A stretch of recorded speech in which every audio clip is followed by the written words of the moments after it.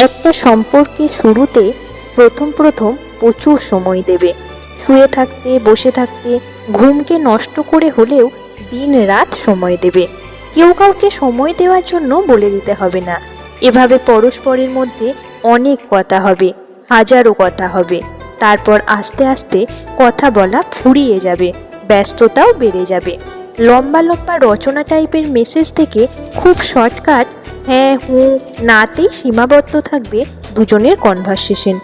প্রতি মিনিটে মিনিটে, ঘন্টায় ঘন্টায় কথা বলা মানুষটার সাথেই সপ্তাহে একবার কিংবা মাসে একবার খোঁজ খবর নেওয়া হবে।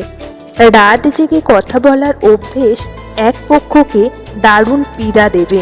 রাতে ঠিকঠাক ঘুমাতে পারবেন না, নির্ঘুম জেগে থাকবে, আর অপরপক্ষ নাক ডেকে ঘুমাবে। তারপর অনেক দিন এইভাবেই কেটে যাবে। একজনের ব্যস্ততা আর অপরজনের অপেক্ষা, অভিযোগ, অভিমান সব মিলিয়ে সম্পর্ক হয়ে দাঁড়াবে তিক্ততার।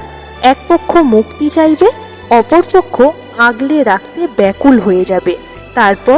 তারপর ব্যস্ততায় আস্তে আস্তে হারিয়ে যাবে খুব সুন্দর একটি সম্পর্ক। যে যার পথে ফের আলাদা হাঁটা শুরু করবে। অনেকদিন পর কেউ কাউকেই আর চিনবে না, মনেও রাখবে না। পৃথিবীর সব কিছুই ক্ষণস্থায়ী, তবে এ যুগের সম্পর্কগুলো আরও বেশি ক্ষণস্থায়ী।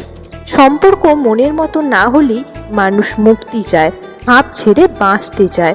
সম্পর্ক থেকে খুব সহজেই মুক্তি পাওয়ার উপায় ব্যস্ততা। ব্যস্ততার কোনো দায় নেই, কোনো জবাবদিহি নেই, কোনো দোষ নেই। সম্পর্কে এক পক্ষ গভীর হলে অপর পক্ষের ব্যস্ততা বেড়ে যাওয়া পৃথিবীর এক অপরিহার্য অদ্ভুত নিয়ম হয়ে দাঁড়িয়েছে।